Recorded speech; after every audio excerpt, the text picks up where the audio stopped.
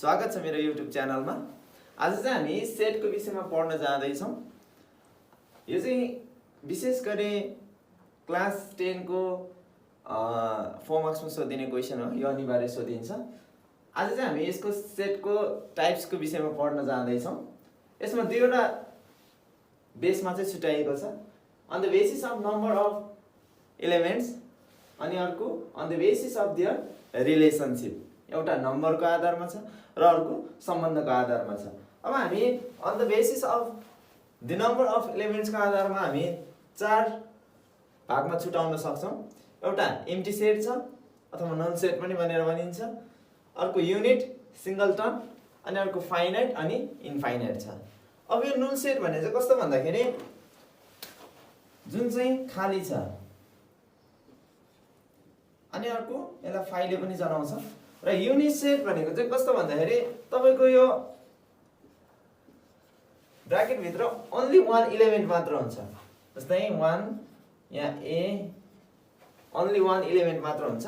र finite set भनेको चाहिँ कस्तो भन्दाखेरि 1 2 डट डट डट 100 भनेपछि 1 2 3 हुँदै 100 सम्म पुग्छ। अर्थात् यो चाहिँ फाइनाइट छ। कहाँनिर टुङ्गिन्छ? 100 मा टुङ्गिन्छ। तर इन्फाइनाइट सेट भनेको चाहिँ कस्तो भन्दाखेरि 1 देखि सुरु भयो 2 3 र यो कति पुग्छ हामीले थाहा हुँदैन, फाइनाइट छैन। त्यही भएर कारणले गर्दाखेरि फाइनाइट भनेको चाहिँ निश्चित नम्बरमा गएर रोकिन्छ, इन्फाइनाइट भनेको यो कहाँ रोकिन्छ भन्ने हामीलाई थाहा हुँदैन। र युनिट भनेको ओन्ली वान एलिमेन्ट हुन्छ र एम्प्टी भनेको कुनै पनि एलिमेन्ट हुँदैन। यसलाई खाली सेट अथवा फाइलले जनाउने गर्छ। अब यहाँनिर on the basis of their relationship, अघि हामी नम्बर अफ द एलिमेन्ट्सको आधारमा यसको टाइप्स हेर्यौं। अब हामी चाहिँ त्यसको रिलेसनको आधारमा चाहिँ टाइप्स हेर्छौं। यहाँनिर इक्वल सेट छ, इक्विभ्यालेन्ट सेट छ अनि ओभरल्यापिङ अनि डिसजोइन्ट सेट रहेको छ। अब यसमा हामी इक्वल सेट हेर्छौं। इक्वल सेटमा मानिलियौ ए भन्ने सेट 1 2 3 4 यसको एलिमेन्ट रहेको छ र बी भन्ने सेटको पनि 1 2 3 4 भन्ने एलिमेन्ट रहेको छ। यहाँनिर हामी देख्न सक्छौं यसको एलिमेन्टहरु पनि सेम छ र यसको कार्डिनल नम्बर पनि सेम छ। 1 2 3 4 चारवटा एलिमेन्ट छ, चार कार्डिनल। यसको पनि 1 2 3 4 चारवटै कार्डिनल रहेको छ। भन्नको अर्थ यसको एलिमेन्ट पनि सेम भयो र कार्डिनल नम्बर पनि सेम भयो भने हामी यसलाई के भन्छौं? इक्वल सेट भनेर भन्छौं on the basis of their relationship. अनि इक्विभ्यालेन्ट सेट भनेको चाहिँ कस्तो भन्दाखेरि जस्तै ए भन्ने सेट 1 2 3 4 रहेको छ र बी भन्ने सेट 5 6 7 8। अब यहाँनिर हामी यो र यसमा के डिफरेन्स पाउँछौं भन्दाखेरि यसमा चाहिँ एलिमेन्ट पनि सेम थियो र कार्डिनल नम्बर पनि सेम थियो। तर यहाँनिर हेरौँ त, यहाँनिर कार्डिनल नम्बर सेम छ तर एलिमेन्टहरु सेम छैन। इक्विभ्यालेन्ट भनेको same cardinal number, equal cardinal number तर एलिमेन्टहरु सेम हुँदैन। तर इक्वल सेटमा चाहिँ के हुन्छ भन्दाखेरि एलिमेन्ट पनि सेम हुन्छ र कार्डिनल नम्बर पनि सेम हुन्छ। र ओभरल्यापिङ सेट, खास गरी हाम्रो क्लास 10 मा चाहिँ ओभरल्यापिङ सेटको बारेमा चाहिँ धेरै सोधिरहेको छ। त्यही भएर यो ओभरल्यापिङ चाहिँ सबैभन्दा इम्पोर्टेन्ट छ। यो चाहिँ इम्पोर्टेन्ट छ है। हामी यो ओभरल्यापिङ सेटको विषयमा चाहिँ हामी पछि डिस्क्राइबली पनि जान्छौं। अब यो ओभरल्यापिङ सेट भनेको चाहिँ कस्तो भन्दाखेरि कुनै न कुनै एउटा नम्बर चाहिँ इन्टरसेक्सनमा आउँछ, कमन आउँछ। जस्तै सेट ए भन्ने छ 1 2 3, सेट ए मा 1 2 3 एलिमेन्ट रहेको छ र बी मा 3 4 5। सेट ए मा 1 2 3 र बी मा 3 4 5 छ। यसमा कमन हेर्नु त 3 रहेको छ। भन्नको अर्थ यो 3 नै यसको इन्टरसेक्सन हुन्छ। ओभरल्यापिङ भनेको खप्टिएको। यसमा हेरौँ त कमन के भयो? 3। ए मा बाँकी रहेको कुन छ? ओन्ली ए 1 2, ओन्ली बी मा 4 5। भन्नको अर्थ चाहिँ यो खप्टियो। नम्बर 3 चाहिँ यसको इन्टरसेक्सन रहेको छ। र डिसजोइन्ट सेट भनेको कस्तो भन्दाखेरि जस्तै यही एक्जाम्पललाई हामी हेर्न सक्छौं 1 2 3 4 5 6 7 8। यहाँ कुनै कमन छ? छैन। भन्नको अर्थ यो एउटा डिसजोइन्ट सेट हो। अब हामीले यसैलाई यस्तो फिगरमा देखाउँछौं। सेट ए छ, सेट बी छ। अब यहाँनिर 1 2 3 4। अब यहाँनिर कमन त केही छैन। कमन नभइसकेपछि यो भएन। अब हामीले यसलाई छुट्टै खालको चाहिँ के गर्नुपर्छ, सर्कल बनाउनुपर्छ। सेट ए मा के छ 1 2 3 4, सेट बी मा 5 6 7 8। डिसजोइन्ट सेट भनेको कुनै पनि कमन हुँदैन, इन्टरसेक्सन हुँदैन र सर्कलहरू छुट्टिन्छ, सेटहरू छुट्टिन्छ। तर ओभरल्यापिङमा कुनै न कुनै कमन हुन्छ, कुनै न कुनै इन्टरसेक्सन भएकै हुन्छ। त्यसको कारणले गर्दाखेरि चाहिँ यो चाहिँ ओभरल्यापिङ भन्नको अर्थ नै खप्टिएको हुन्छ।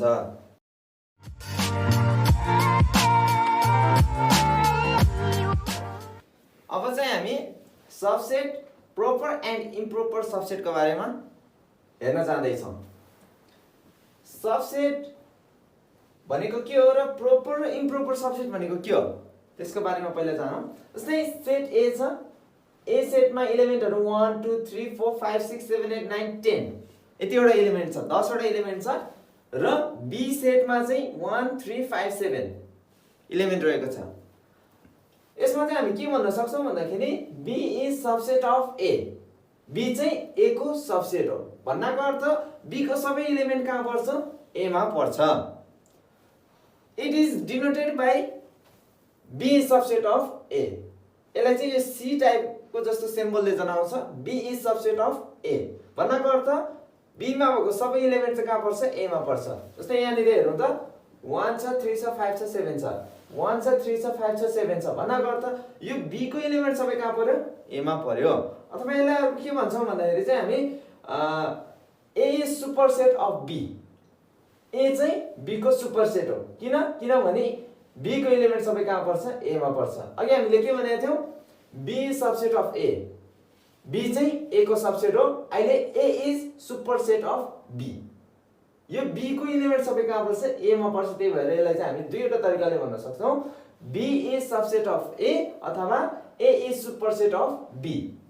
अघिकोलाई चाहिँ हामी B is subset of A यसरी जनाउँथ्यौँ। अब चाहिँ हामी it is denoted by A is superset of B, A लाई अगाडि राख्ने अनि यो सी जस्तो सिम्बललाई चाहिँ हामी ए पट्टि फर्काइदिने।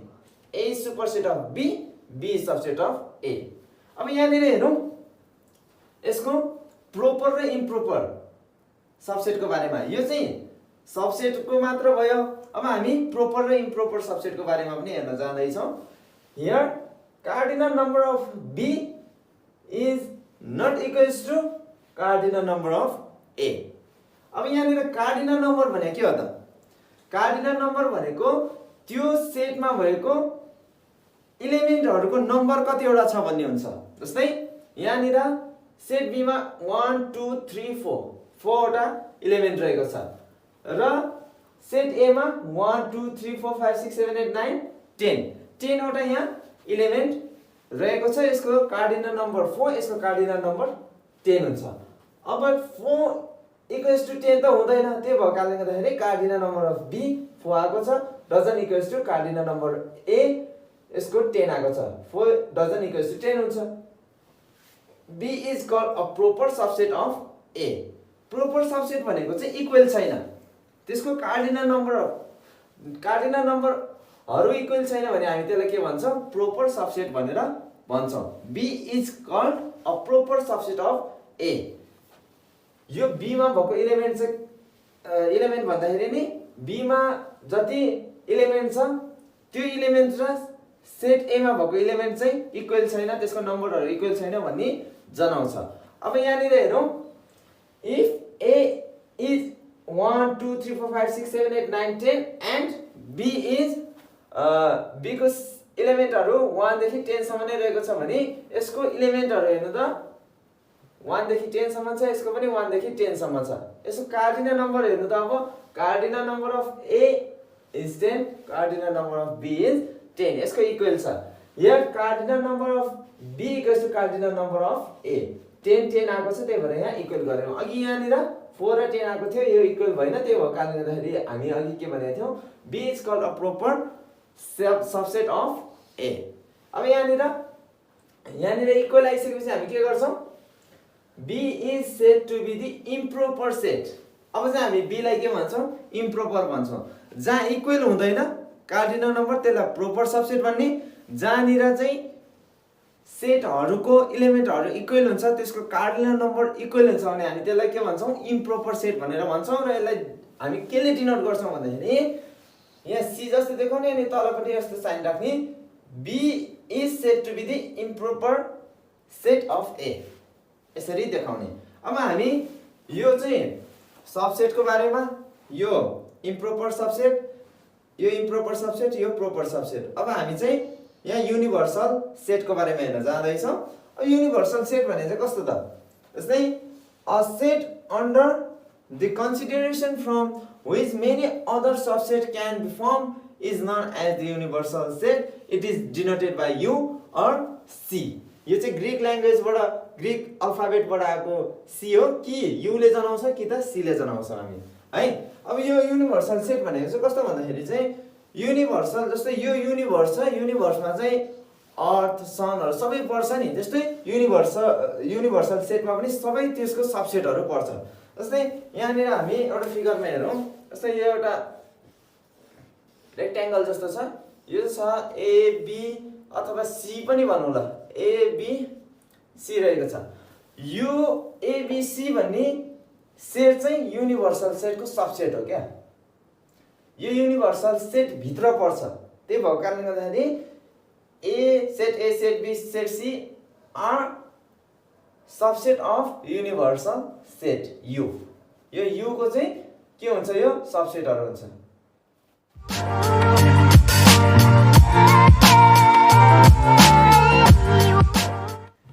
अब यसै गरी हामी cardinality of relationship of set पढ्छौं। The cardinal number of set is called cardinality। अर्थात् त्यो सेटमा भएको जुन नम्बरहरु छ त्यो नम्बरहरुलाई नै हामी चाहिँ कार्डिनलिटी भनेर भन्छौं। जस्तै यहाँनिर द नम्बर अफ ए अथवा the cardinal number of A अथवा कार्डिनलिटी अफ ए रहेको छ। यो चाहिँ खास गरी यो गोलो जुन भाग छ, यो गोलो सबै ए मा पर्छ। कार्डिनल नम्बर अफ ए, यो जुन यो भाग छ यतापट्टिको भाग मात्र, यो चाहिँ ओन्ली नम्बर अफ ए हुन्छ। र जुन यो कमन आएको छ यसलाई चाहिँ हामी के भन्छौं?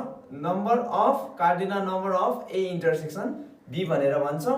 र जुन यो बी भागको यतापट्टिको बी मा मात्र परेको छ यसलाई चाहिँ ओन्ली नम्बर अफ बी भनेर भन्छौं है।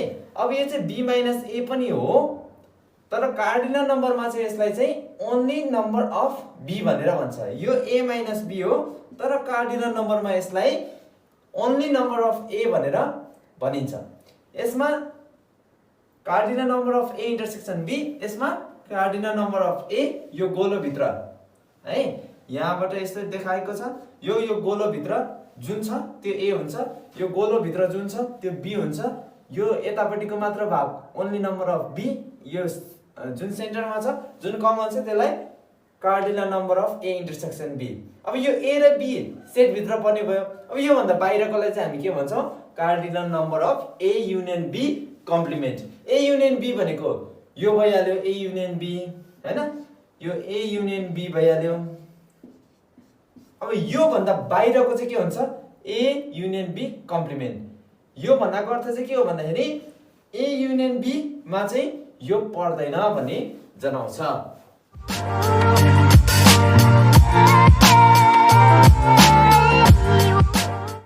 अब यसै गरी हामी set operation and use of van diagram, सेटको अपरेसनहरु के छन् र त्यसलाई हामी यो भेन डायग्राममा कसरी देखाउन सकिन्छ भन्ने बारेमा हेर्न जाँदैछौँ। अब यहाँनिर चाहिँ हामी सेट अपरेसन्समा चाहिँ चारवटा कुरा हेर्छौँ। Union of sets, intersection of sets, difference of two sets and complement of sets को बारे में हेर्छौं। अब यहाँनिर हेरौं युनियन अफ सेट। युनियन भने चाहिँ के हो त? जस्तै सेट ए छ, सेट बी छ। यो सेट ए र बी मा भएको सबै कुराहरु चाहिँ हामी युनियनमा लेख्छौं। यो बाहिरको हैन कि यो ए र बी भित्रको, ए र बी भित्रको सबै कुराहरु चाहिँ कहाँ पर्छ? ए युनियन बी मा पर्छ। अनि यहाँनिर यो दुईवटा सेटको भयो, यो तीनवटा सेटको। जस्तै यहाँ पनि सेट ए, सेट बी र सेट सी छ। यो सेट ए, सेट बी र सेट सी को सबै कुराहरु चाहिँ कहाँ पर्छ? A union B union C मा पर्छ। हामी यसैलाई के भन्छौं? युनियन अफ सेट्स भनेर भन्छौं। अब यहाँनिर इन्टरसेक्सन अफ सेट्स। इन्टरसेक्सन भनेको चाहिँ कुनै कुरा चाहिँ कमन हुनु, कमन भयो भने त्यहाँनिर के हुन्छ, इन्टरसेक्सन हुन्छ, ओभरल्यापिङ हुन्छ। अब यहाँनिर हेरौँ, सेट ए छ सेट बी छ, यसको कमन चाहिँ कहाँ छ, यहाँ खप्टिएको ठाउँमा छ अथवा यो जुन छाया पारिएको भाग छ त्यसमा चाहिँ इन्टरसेक्सन हुन्छ। यसलाई जनाउँदाखेरि चाहिँ हामी कसरी जनाउँछौँ, ए इन्टरसेक्सन बी, र यो तीनवटा सेटमा चाहिँ यो जुन छाया पारिएको भाग छ यो चाहिँ इन्टरसेक्सन हुन्छ, A intersection B intersection C. यो ए को पनि हो, यो बी को पनि हो, यो सी को पनि हो, सबैको कमन नै के हुन्छ, इन्टरसेक्सन हुन्छ। यसलाई अब हिसाब गर्दाखेरि चाहिँ ल्याङ्ग्वेजमा आउँदाखेरि चाहिँ हामी बोथ एज विल एज भन्यो भने चाहिँ हामी त्यसलाई इन्टरसेक्सन भनेर भन्छौँ।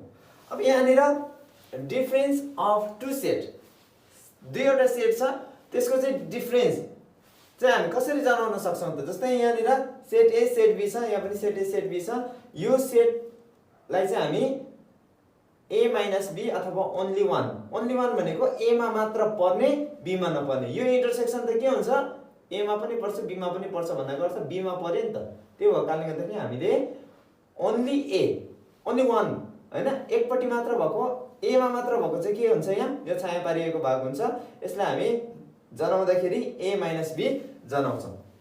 अब यहाँनिर पनि हेरौँ, यो ए मा मात्र भएको, यो बी मा मात्र भएको, ओन्ली बी, यो only A, B minus A, B मा भएको तर ए मा नभएको, ओन्ली वान, एउटामा मात्र है, बी मा मात्र भएको, हामी यसलाई चाहिँ ए माइनस बी, यसलाई चाहिँ बी माइनस ए गरी जनाउँछौँ।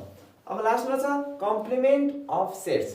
कम्प्लिमेन्ट अफ सेट भनेको चाहिँ कस्तो भन्दाखेरि चाहिँ अब हामीले 100 जनाको सर्वेक्षण गरेका छौँ, सर्वे गरेका छौँ, त्यसमा 50 जनाले चिया मन पराउने, 60 जनाले कफी मन पराउने र 20 जनाले दुवै मन पराउने भन्यो भने, र 10 जनाले कुनै पनि मन पराउँदैन भने नि यहाँ लाइक चिया र कफी मन पराउने को यो सेट बनाइरहेका छौँ। अब यहाँ 10 जनाले मन नपराउने भनिसकेपछि त यो भित्र त परेन नि, त्यही भएको कारणले गर्दा नि त्यो चाहिँ कहाँ राख्छौँ भने हामी कम्प्लिमेन्ट अथवा बाहिर राख्छौँ। यो चिया मन पराउने, यो कफी मन पराउने, यो दुवै मन पराउने, मन नपराउने त यहाँ राख्नु मिलेन, यहाँ राख्नु नमिलिसकेपछि हामी बाहिर राख्छौँ, यसलाई कम्प्लिमेन्ट भनेर भन्छौँ। अब यहाँनिर यसरी छाया पारिएको भाग जुन छ यसलाई ए युनियन बी को कम्प्लिमेन्ट भनेर भन्छौँ।